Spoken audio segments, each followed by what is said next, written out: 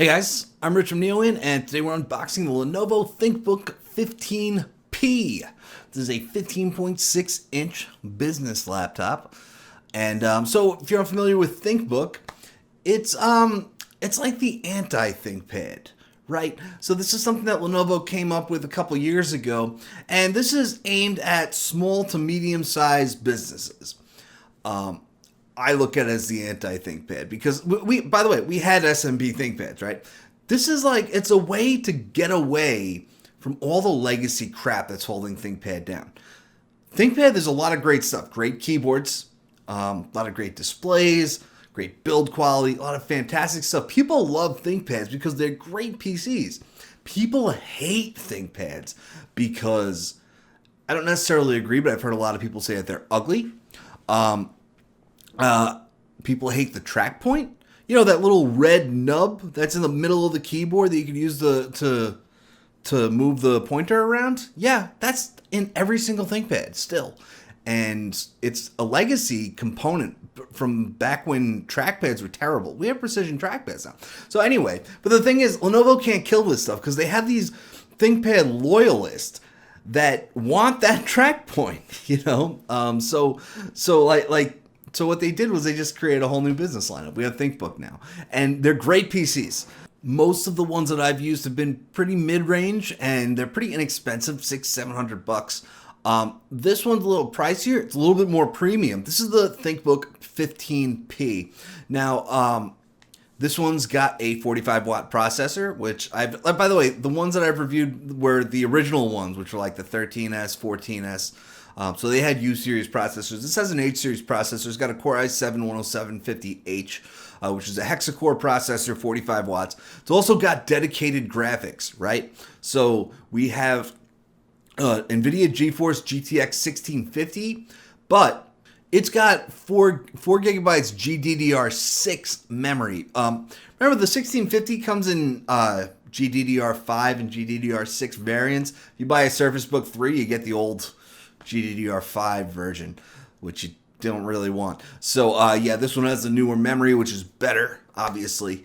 So dedicated graphics, pretty good dedicated graphics too. Powerful processor, weighs in at 4.19 pounds, and it's got a 4K display. So this is actually a really nice PC. And you know what I love about ThinkBooks? I love the keyboards.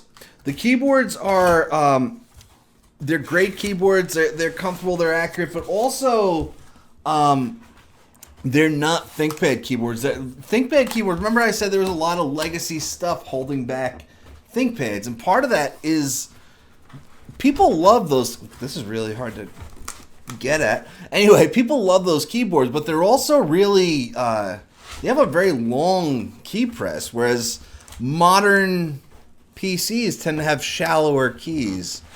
So this kind of maintains that quality. There we go.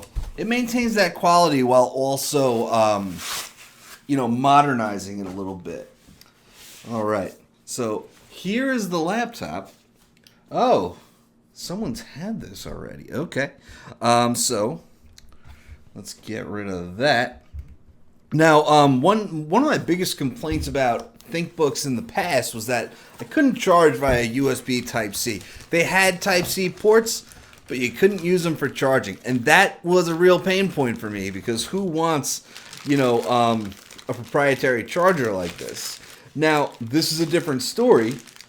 This is a 135 watt charger. So that's what I expected to see. I've seen similar specs before. Might as well leave this out. And power cable. That's all that's in the box. I've seen similar specs before, obviously. There's lots and lots of laptops out there that have 45 watt processors, dedicated graphics like a 1650, like a ThinkPad X1 Extreme, something like that. In fact, you can think about this along those lines of the ThinkPad X1 Extreme, really. So you get this 135 watt charger, and USB-C power delivery does not support that kind of wattage. So don't be surprised that the USB Type-C port that's included here is in fact data only. Unfortunately, it's USB 3.2 Gen 1, which is always a shame. Oh, by the way, data only, it says on the spec sheet, which means no display port out either. That's a shame. All right. Yeah, we also have USB 3.2 Gen 1 Type A as well. We've got Ethernet, HDMI, the usual stuff.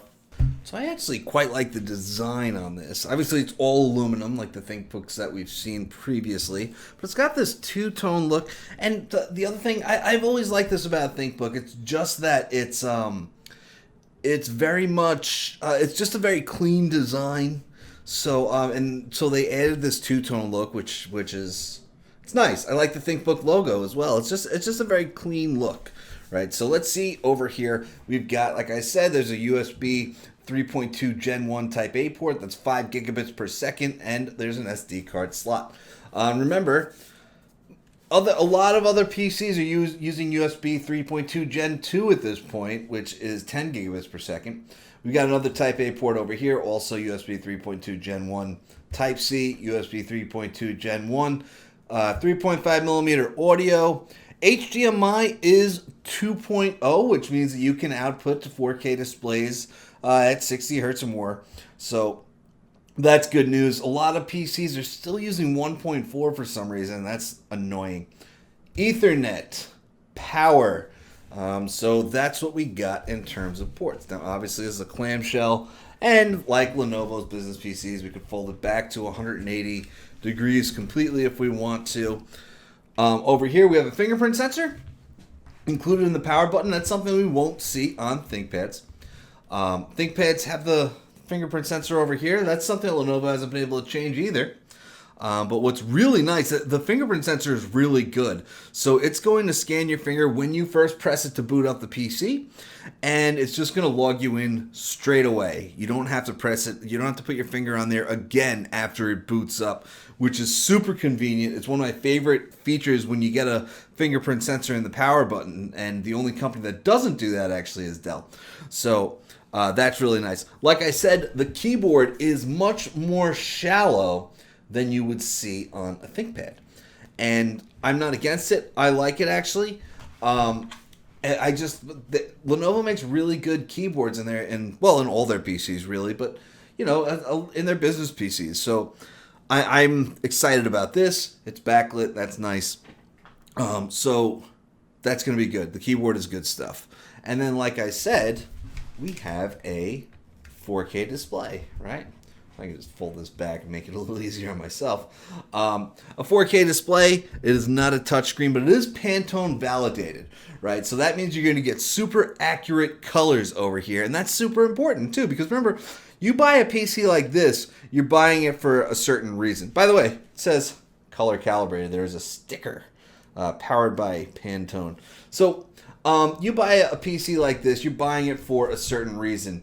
You're buying it because remember, it's a powerful PC. It's not just a big PC. If you want a 15.6-inch PC and you don't need dedicated graphics or a 45-watt processor, there are other options that are way better for you. That get better battery life, and they're thinner and lighter. You buy something like this because you want something that's, one, got the big screen, also has more power. You're looking at Photoshop, maybe some video editing, stuff like that. So you can do all that with this machine, right? Obviously, it's not a gaming PC, although you can totally play games on this. Some full HD gaming, you want to download some, Halo Master Chief Collection, stuff like that, Forza Horizon 4, totally. You can do that on this machine. It's got the graphics and the CPU power for it. It's good stuff. So anyway, back to what I was saying. If you're going to be doing stuff that like video editing and photo editing, you want those accurate colors that you're going to find on this display. And that's why when you see something that's Pantone validated like that, it's pretty good. Now, you notice there's also an anti-glare coating. This is a matte display. Like you can see that there's a reflection, but this is not a glossy display. So that's also going to be good. It's going to be good also if you're using it outdoors somewhere, which I do, especially right now when a lot of people are working from home. you might want to take this out like honestly just working in your backyard instead of cooped up in your office. I mean, it's I'm sure I'm not the only one who thinks about working somewhere outdoors from time to time. So that stuff matters. But also, of course, it matters for if you're working indoors as well. Nobody likes glares when they're working or when they're playing games, which this is the type of hardware that you get that can just kind of do anything and do it pretty well.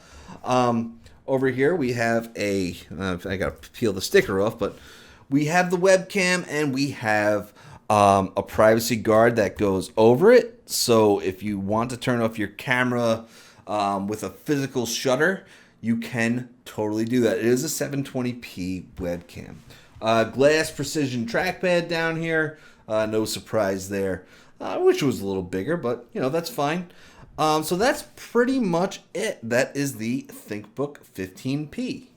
So yeah, I sort of like to think of this stuff as like everything PCs, where you have there's a lot of 15.6-inch laptops that come in with a 45-watt processor, dedicated graphics, but not like RTX graphics, just kind of like there's some power here, full HD gaming power, no ray tracing or anything. I wouldn't recommend editing 4K 60 frames per second video, but you could definitely edit 4K 30 video on here. So I mean, it's like a little bit of gaming, a little bit of video editing, definitely some solid photo editing, work, productivity, video calls. I mean, it's gonna handle what you throw at, So like this is a cool PC and it's got a beautiful display, which is something I care about. Unfortunately, what's gonna suffer is the battery life because this happened. Like I've reviewed a million PCs like this. 45-watt processor instead of a 15-watt processor, dedicated graphics instead of integrated graphics, 4K display instead of 1080p. Listen, that uses more battery life. It's just how it is. 4K display has 4 times as many pixels as a 1080p screen. A 1080p screen has like 2.1 megapixels, 8.3 million pixels in a 4K display. That's just how it is. So, battery life's going to be okay, but the rest of it's going to be awesome. I can tell you that right now. So anyway, guys, stay tuned. I'll have a review in a couple weeks. I'm Rich from NeoWin. Have a great night.